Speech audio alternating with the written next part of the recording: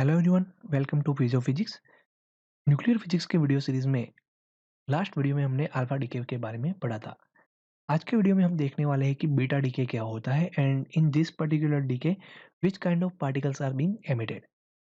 First of all, definition of beta decay can be done as process in which either a proton is converted into a neutron and a neutron is converted into proton. तो process in which proton neutron में convert हो रहा है आई और neutron is converting into proton. तो this kind of process are known as beta decay. Particularly beta decay दो type के होते हैं, एक होता है बीटा पॉजिटिव डीके एंड दूसरा होता है बीटा नेगेटिव डीके। ओके, तो first is if n by z ratio is greater than 1, that means number of neutrons in the nuclei is greater than proton, then neutron convert itself into proton for stability. So in this particular process, neutron is converted into proton plus यहाँ पे जो particle emit होगा that will be electron for charge conservation, क्योंकि left side पे neutron is neutral so it has no charge. Therefore right side पे proton के साथ एक पार्टिकल इलेक्ट्रॉन आएगा plus anti neutrino Ve. The beta decay in which electron is emitted, that is known as beta negative decay. Okay. And second is if n by z ratio is less than 1, then proton convert itself into neutron for stability. So proton is being converted into neutron plus यहाँ पे charge conservation के लिए एक particle आएगा electron का anti particle that is positron plus इस particular positron का neutrino that is Ve. Okay, and process in which positron is emitted that is known as beta positive decay. So हमारे पास दो type के beta decay, एक beta negative and second is beta positive decay. And third decay आता है electron capture, इसके बारे में हम इस वीडियो में आगे देखेंगे। So first was our beta negative decay. In this particular process, neutron was converted into proton plus electron plus anti neutrino. So हमारे पास कोई पर्टिकुलर न्यूक्ली जेड एक्स ए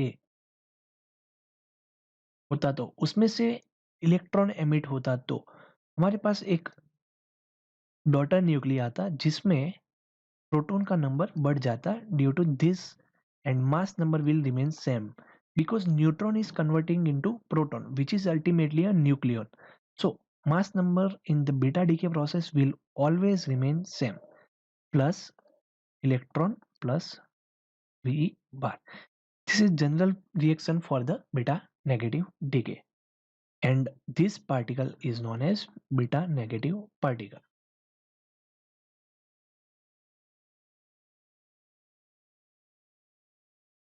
अब हम इस पर्टिकुलर प्रोसेस का Q वैल्यू फाइंड करते हैं।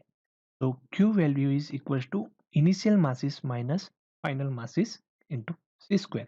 सो अगर हमारे पास किसी एटम का मास हो तो that can be written as mZxa। अब एटम में हमारे पास इलेक्ट्रॉन्स होते हैं तो इस एटम में से इलेक्ट्रॉन का मास हमें सब्ट्रैक्ट करना पड़ेगा। Okay, then minus mass of daughter nuclei minus mass of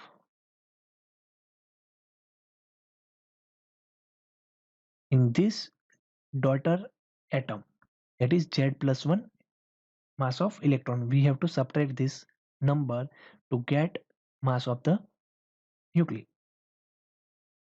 plus mass of this electron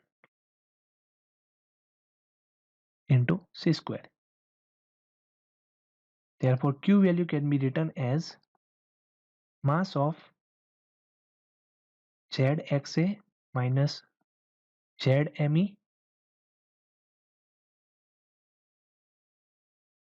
minus mass of Z plus 1 YA plus ZME plus ME, and this plus will multiply with this minus, so it will be minus ME into C square. ये ME cancel हो जाएगा, ये ZME से ZME cancel, so ultimately Q value for negative beta decay is mass of ZXA minus mass of Z plus 1 YA into C square. So using this formula we can easily calculate Q value of any particular process. So second reaction is our beta positive decay. In this particular process, proton is converted into neutron plus एक positron particle emit होता है, उसके साथ साथ एक neutrino particle. Okay, any particular element Z X A, beta positive decay will occur as Y. अब यहाँ पे एक प्रोटॉन कम हो रहा है, therefore it will be Z minus 1 and mass number always remains same in beta positive decay plus positron, मतलब उसे हम लिख सकते हैं beta positive particle plus VE. Okay, to calculate the Q value of this particular process, we can write the formula as Q equals to mass of ZXA minus, अब ये atom का मास है तो उसमें से हमें इलेक्ट्रॉन का मास सब्ट्रैक्ट करना पड़ेगा, minus mass of Z minus 1 YA minus, अब ये एटम का मास है तो हमें इसमें से इलेक्ट्रॉन का मास सब्ट्रैक्ट करना पड़ेगा, plus mass of electron into the square. Therefore Q value will be equals to, अब हम ब्रैकेट खोल देते तो हमारे पास आएगा mass of ZXA minus ZME minus mass of Z minus 1 YA Z minus 1 ME minus mass of electron into C square.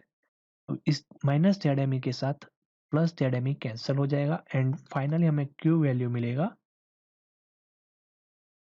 Mass of parent atom मतलब ZXA minus mass of daughter atom minus 2Me into the square.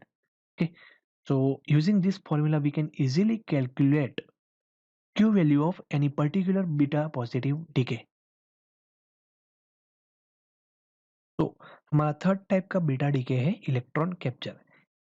In this particular process nucleus captures a cell electrons and this electron will ultimately convert proton into neutron. So electron capture के लिए process कुछ इस तरीके से लिखी जा सकती है, electron plus proton of the nucleus will get converted into neutron plus neutrino.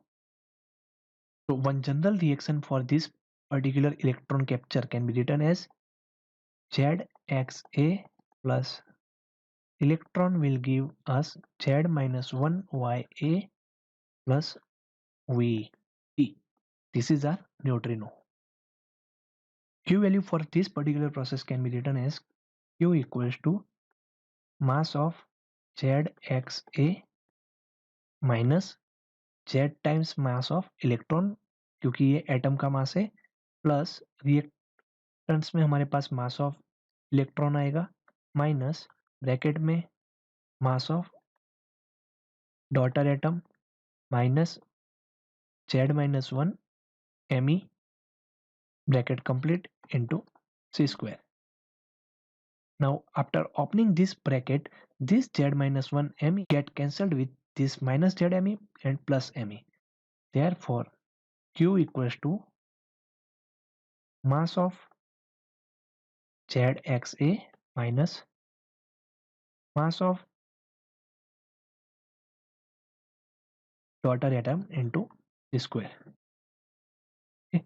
So this was all about beta decay, and using these particular formulas we can easily calculate any q value of beta decay. हम ये formula का use beta डेके की problem solve करने में करेंगे.